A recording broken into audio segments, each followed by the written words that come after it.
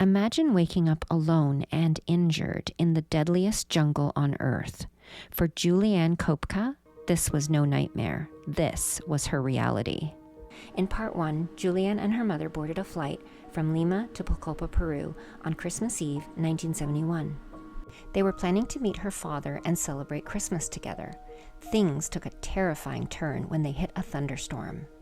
Lightning struck the plane, tearing it apart and sending Juliane plummeting 10,000 feet into the Amazon jungle below. Miraculously, she survived, though she was left with a concussion, a broken collarbone, and deep wounds on her right calf and arm. She knew she needed help fast. Her first mission is to find water. She listens carefully for the familiar sound of a stream, which is not an easy task with all the other noises. But then, with relief, she hears it and starts on her journey. The thick canopy creates a shadowy world filled with life that can be hard to see. The towering trees make her feel very small, and the jungle is just alive with sounds. Here in the jungle, she's surrounded by an overwhelming abundance of insects, from ants, grasshoppers, and beetles to mosquitoes and flies that lay their eggs in wounds, which she would soon learn about. There are stingless wild bees that cling to the hair like glue, but those are still the least worrisome creatures she has to watch out for. And without her glasses and only one shoe, progress is very slow. The first day is long and challenging. She feels as if she's wrapped in cotton and has little strength. Overhead, she hears what she assumes are search planes and calls out, but they can't see or hear her hidden under the thick, dense umbrella of trees.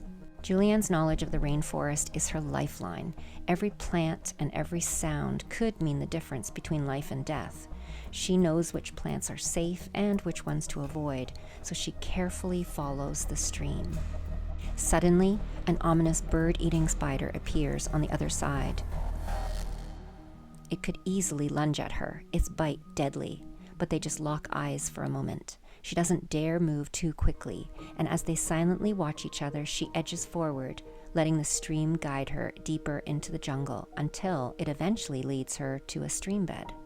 Juliane has to watch for snakes, like vipers, that could be hiding under leaves, swimming in the water, or blending into the lush greenery. She remembers the lessons her parents taught her about spotting and avoiding their attack. A single bite could be fatal without immediate medical help. At night, the jungle and the sound of the rain are like a symphony. The animals that come out after dark rustle in the leaves around her, and she's constantly aware of what could be lurking. Finding shelter becomes a race against the dark. Juliane huddles under the leaves, trying to shield herself from the relentless rain and the insects biting at her exposed skin. Every noise puts her on edge, and the tension never lets up as she tries to rest, knowing that any sound, no matter how small, could be a threat. She fights against despair, forcing herself to think of practical things. Memories of her family keep her determined to survive. She desperately wants to see them again and holds on to those visions when hope seems so far away in her darkest moments. On the third day after the crash, Juliane stumbled upon a bag of candy and her first piece of wreckage, a turbine, blackened on one side. The sight made her heart skip a beat. This must be where the lightning struck, she thought, the memory of that terrifying moment flashing through her mind. Yet in her current state, the discovery filled her more with a sense of bewilderment and fear, her mind still in a fog of confusion and disbelief. Then, on the fourth day, she heard a sound that made her blood run cold, the unmistakable flapping of large wings. King vultures, the carrion eaters of the jungle, were nearby.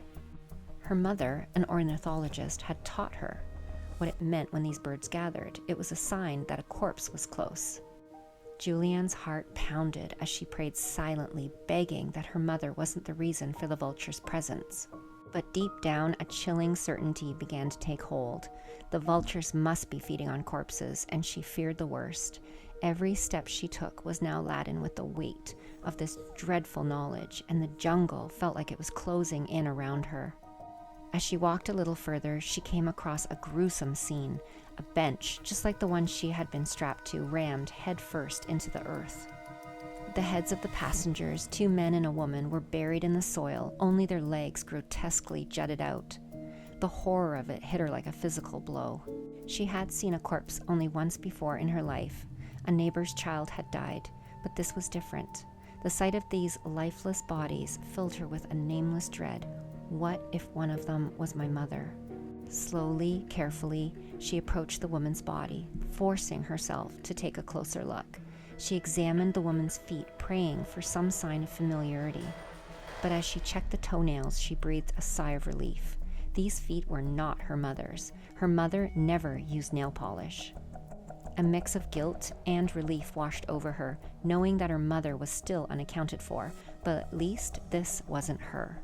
After several grueling days, Juliane's strength is nearly gone when a familiar sound cuts through the jungle around her, the unmistakable call of Hoatzins. Her heart raced.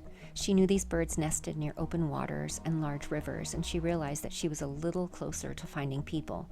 These Hoatzins held a special significance. Her mother had studied them extensively. She found them fascinating with their primitive features like claws on the wings of the young that help them climb back in their precariously built nests if they fall, even swimming underwater to avoid predators. Could this be the sign she'd desperately been seeking?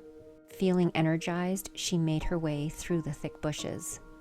Soon she found herself at the edge of a stream feeding into a larger river, and her initial elation quickly turned to dismay as she took in the scene before her. The waterway was choked with driftwood, overgrown with thick underbrush, impassable.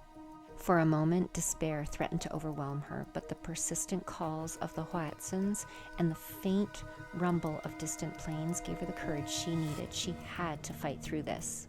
The time dragged on for hours, it seemed, never ending, as she fought her way through tall reeds that towered above her, lashing at her arms and legs. Still, she trudged on, thinking that with every step she took, she might just get closer to being rescued. Finally, exhausted and battered, she emerged onto the bank of a wide river. Her heart sank as she scanned the empty landscape, not a soul in sight. Looking up, she saw open sky for the first time in days and breathed a sigh of relief despite the disappointment. The distant drone of engines caught her attention, a plane. She waved frantically, shouting until her voice grew hoarse, but the sound faded, leaving her in a suffocating silence. As minutes turned to hours, a chilling realization dawned on her. The rhythmic hum of engines that had been her constant companion for days had ceased. The search planes were gone. A wave of anger washed over her. She had finally reached an open area where she could be spotted, only to find the search had been abandoned. Everyone else must have been rescued, she thought to herself. Everyone except her. Juliane's physical condition has deteriorated and her food ran out long ago, leaving her to survive solely on the river water. Despite her weakening body, the thought that if she doesn't make it, no one will ever know how fiercely she fought to survive keeps her moving. As she examines the wound on her upper arm, a wave of horror crashes over her. Tiny white maggots, no bigger than grains of rice, are wriggling in the gash, their bodies poking out like grotesque little asparagus heads. Flies must have laid their eggs in her wound, and now the larvae are burrowing deeper into her flesh. Memories of their dog Lobo, who once suffered a similar infestation, flash through her mind, fueling her dread. She remembers how her father used kerosene to drive the maggots out of Lobo's leg, but here, in the middle of the jungle, she has no such remedy. Desperately, she tries to pull them out with a bent silver ring, but they just burrow deeper, evading her every attempt. The thought of being eaten alive gnaws at her, but what can she do? As she wades through the river water, she uses a stick to probe the ground ahead of her, aware of the hidden dangers, stingrays lurking in the mud ready to strike. Being stung could result in fever, serious swelling, and in her already weak state, it could be deadly. Her parents and neighbors in Penguana had warned her about these dangers, but her only choice is to try and steer clear of them. Progress is agonizingly slow, and desperation pushes her to swim in the center of the river, trying to avoid the stingrays. Although piranhas and caimans are present, she knows they're not typically aggressive in these conditions. The current carries her along, giving her a fleeting sense of confidence. The animals along the riverbank, martens and deer, show no fear, a sign that this place is untouched by humans. The calls of howler monkeys echo nearby, a reminder of her isolation, but she quickly pushes those thoughts aside. Her strength continues to fade. Her body weakens with each passing hour. Drinking river water helps, but the hunger is gnawing at her. How many days has it been now? 7, 8? Time blurs together and she realizes it might already be 1972.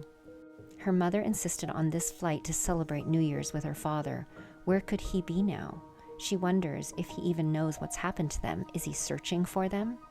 During the night, she swims or lets herself drift, but when night falls, the terror truly begins. One evening, as she tries to rest among the bushes, she hears something hissing and pawing nearby. Her heart pounds as she clears her throat, scaring off what she believes to be a paca. Pacas are large rodents similar to a rat, but with a small stump for a tail. They are indigenous to tropical forests in Central and South America, weighing up to 31 pounds and growing up to 30 inches in length. They have a peculiar growl that betrays their size, and Juliane has no intention of finding out what one could do to her. In those endless, suffocatingly dark nights, her thoughts constantly turn to the other passengers, and most painfully to her mother. She prays for their safety, whispering pleas into the darkness that seemed to swallow up her words. The bond with her mother is deeper than the one she has with her father, and she clings to the hope that her mother has survived, imagining her strong and resilient, just as she had always known her to be. Each prayer a desperate wish for her mother to be safe, maybe even rescued already. But the fate of the other passengers haunts her too. Their faces, now ghostly memories, float through her mind, and she silently begs for their protection. She prays that they have found the strength to survive and haven't been swallowed up by the same despair that threatens to overwhelm her. Every night as she shivers in her soaked dress, tormented by biting insects and the biting cold rain, her prayers are the thing that keep her connected to the others, an invisible thread of hope that maybe, just maybe, they're out there fighting to stay alive just as she is. Her mind starts playing cruel tricks on her. She thinks she sees houses, hears chickens, but it's always just birds, seemingly taunting her. Despite knowing better, the line between reality and hallucination blurs. Each morning, it becomes harder to move, but she pushes on. She has to, knowing deep down that stopping would mean she would not survive. One day, she finds herself resting on a sun-baked sandbank, surrounded by baby caimans. Suddenly, she spots the mother nearby, her eyes glinting with primal protectiveness. Juliane slips back into the water, heart racing, narrowly avoiding a deadly confrontation. The knowledge that caimans usually flee when frightened keeps her moving, but the sheer number of them suggests this place is far from any human presence.